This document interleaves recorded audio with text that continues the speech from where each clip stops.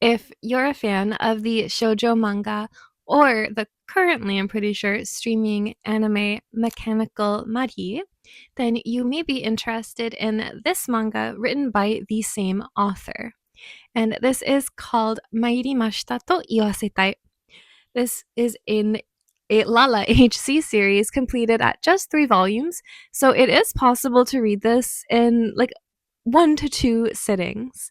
I read this as it came out, so I had to read it in 3 separate sittings, but it is a relatively short series. Because I just finished reading it, I kind of wanted to talk a little bit like about what it's about because I know this one isn't a very well-known series in at least the English manga community because it hasn't been given its own translation yet.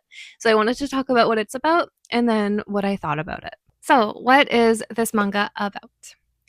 This manga series follows our main couple here on the cover. Our female lead here is called Benio, and our male lead here is called Nayuta. Both of them are heirs to their own respective Yakuza clans.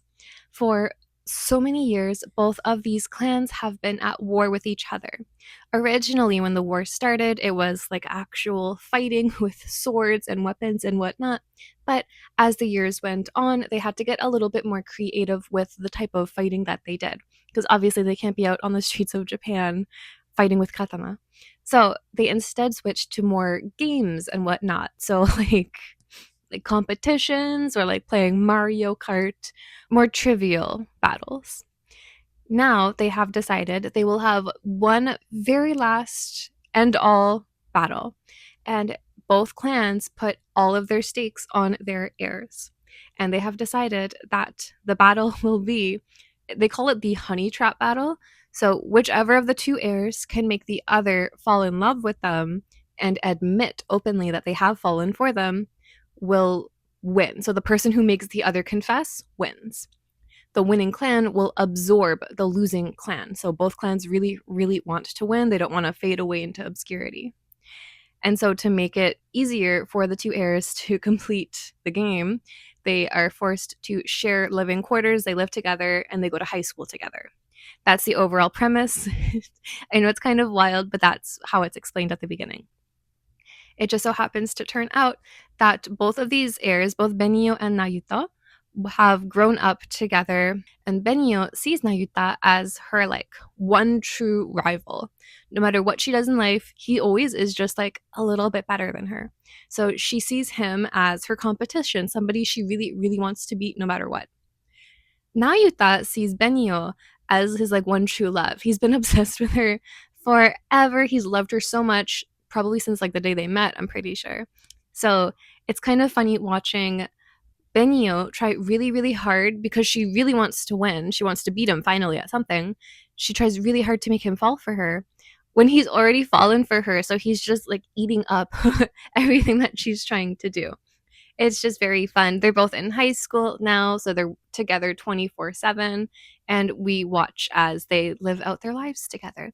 But it's not like the most peaceful story, obviously, because they are both the heirs to Yakuza clans. Sometimes there is some fighting, but it's quickly revealed that both Benio and Nayuta are like incredibly strong.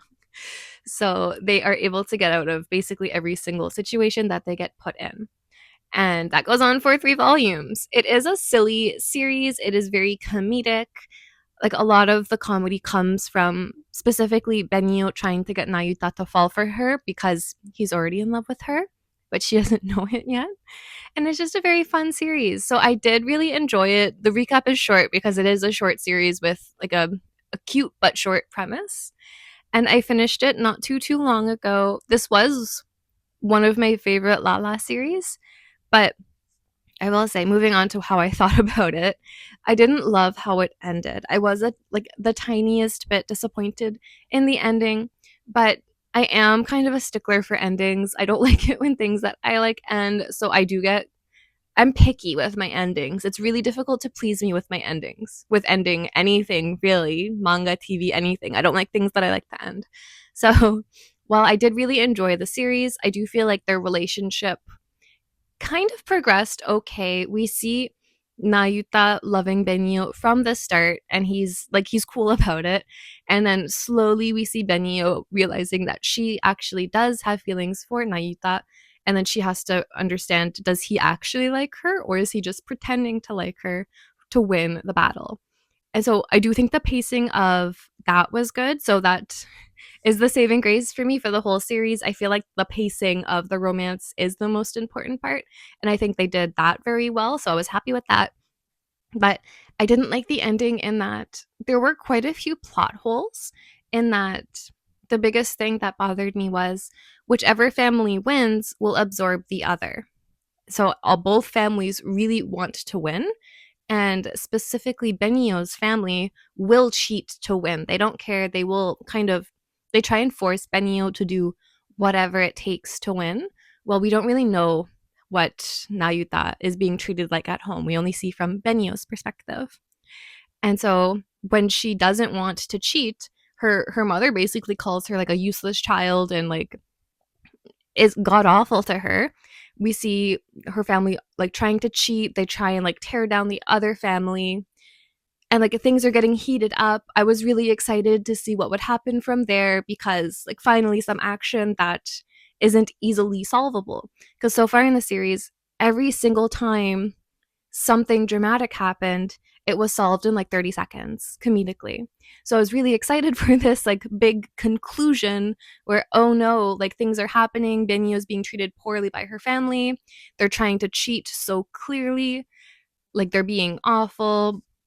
Everything's happening. So I was excited for that. But how it was concluded, I was disappointed. It was concluded in a very comedic way, which again, it's true to the series. It is a funny series, but it just kind of like bulldozed.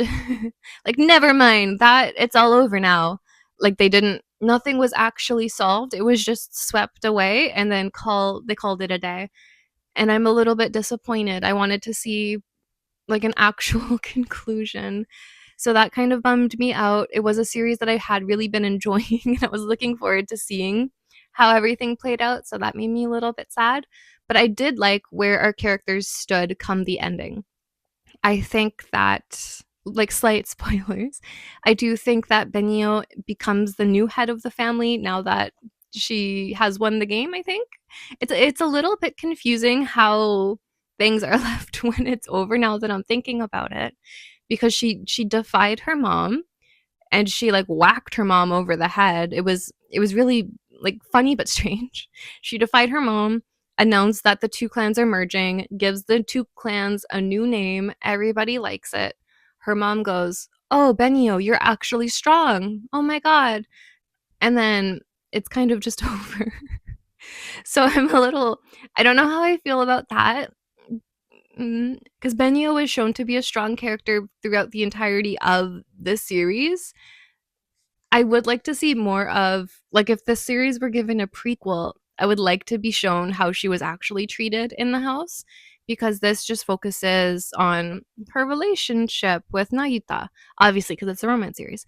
But I would like to see more of, like, why does her family treat her the way that they do? Because, like, from what we've been shown, she's a very competent character. She's very strong. She can do like anything by herself. So why does her mom think she's useless? I don't get that. But overall, like 95, I'll say, percent of the comedy I did really enjoy.